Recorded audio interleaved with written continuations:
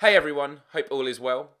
Syria. It is arguably one of the biggest issues facing the world right now, with the possibility of military intervention from the United States of America. I have 10 main thoughts on this issue that I would like to explore with you right now.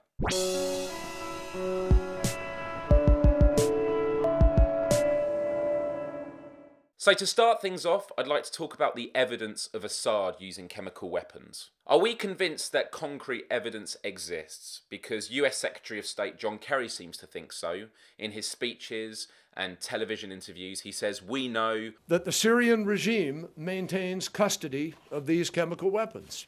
We know that the Syrian regime has the capacity to do this with rockets. It's certain that the regime has been determined to clear the opposition from those very places where the attacks took place." Firstly, is there concrete evidence that chemical weapons have been used?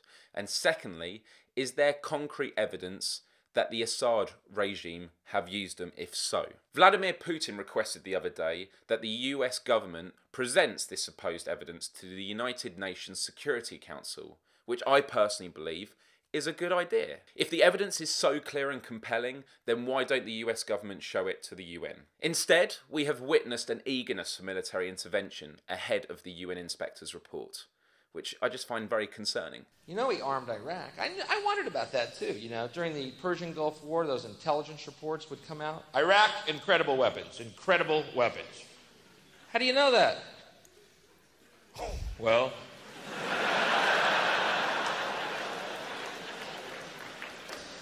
we looked at the receipt. Number 2, moral authority. Barack Obama has made it clear that we cannot let atrocities occur in the world without holding the perpetrators accountable. Which makes sense. So if the US is going to respond to the use of chemical weapons in Syria, who is going to stand up to America's use of Agent Orange in Vietnam? Or the use of depleted uranium shells in the Second Iraq War, which has created radioactive dust which will last tens of thousands of years, and has caused a significant increase in birth defects and leukemia in the region? Who is going to stand up to Israel, who used artillery shells containing white phosphorus during the Gaza conflict? Is anyone calling for regime change there? Before making this video, someone informed me that white phosphorus and depleted uranium shells aren't technically chemical weapons. This is perhaps true, but surely that underscores the insanity of this conversation we are having. Does the technicality of what type of weapons were used matter when it comes to mass murder? Tens of thousands of people have died so far in the Syrian conflict, but we're going to draw a red line on just the use of chemical weapons. Number 3, the rebels.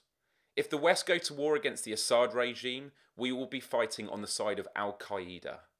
There have been many horrific videos coming out of Syria, but have you seen the one of Commander Abu Sakar from the Syrian Revolution, who cut open the chest of an enemy he had just killed, picking out his heart and eating it on camera?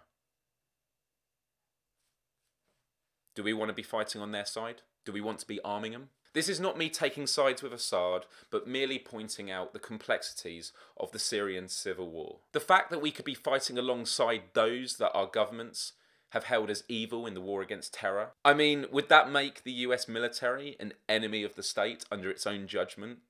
It's a very complicated situation. There is also the chance that rebels have been using chemical weapons in Syria, but Western governments have dismissed this, saying it's not possible. How can they be so dismissive when the UN's Del Ponte had come forward and said that there was evidence to suggest that the rebels had used sarin? Or consider reports in the last few days, not in the mainstream media, that Syrians in Ghouta claim that Saudi-backed rebels were behind the chemical attack. Number 4, strategy. Do you know what it is for military intervention? Do you know what the goals are? Or what the exit strategy is? Because I don't know. I do not believe it has been made clear. Consider the conflict in Libya, where we saw rules laid down. But very quickly, the international community showed great concern because the lines were becoming blurry, allowing Western forces to go beyond what was previously understood as acceptable. And what about mission creep in Iraq, where we went from a mission of disarmament to occupation? Who is to say that is not going to happen again? Number 5, intention. This point is pure speculation on my part, but I make no apologies, because when it comes to trying to suss out the intentions of the US government's eagerness to attack Syria, we can only speculate, or take their word for it. I'm not. Personally, I believe America are using chemical weapons as a pretext for military intervention in Syria, which they have been planning for over a decade. This in turn will provide a backdoor for intervening with Syria's closest ally, Iran. Why do I think this? Well, I'd ask you to search on YouTube General Wesley Clark, 7 countries, and hear what he has to say. He said, I just got this down from upstairs, meaning the Secretary of Defense's office today, and he said, this is a memo that describes how we're going to take out 7 countries in 5 years, starting with Iraq and then Syria, Lebanon, Libya, Somalia, Sudan, and finishing off Iran. Number 6, World War III.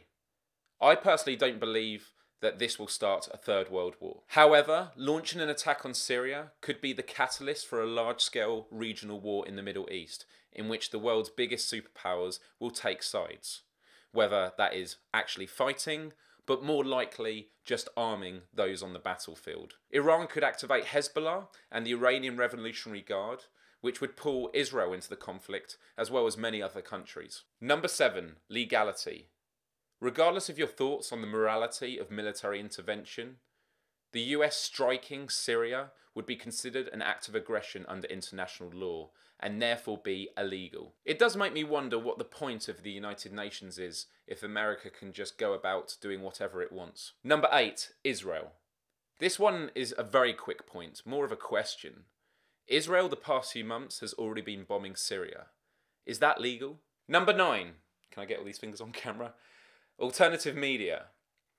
The internet has come a long way since 9/11, and the amount of alternative media available to the world has increased significantly. It has never been so easy to cross-examine news articles, to fact-check, and to identify when bias and propaganda exists. But the influence the state has is still very strong when it comes to convincing the public that something is in the national interest. Alternative media has been a window that allows us to see things that the mainstream media would not normally cover. Important information embedded within videos, memes, and news articles has never been so easy to share across the internet with friends, family, and strangers.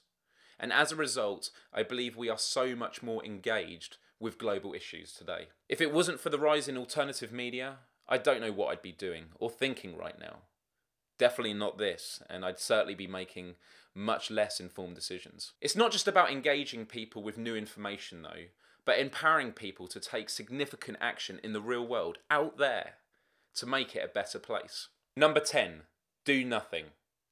Something I have been incredibly saddened about during these discussions about Syria is that so many people who support military intervention, whether the government, people in the media, or just the public, have said that if you do not support military intervention, that you are effectively turning a blind eye and saying, do nothing. And this is simply not the case. Okay, take this for example. Cruise missiles. They each cost between $450,000 and $1.5 million.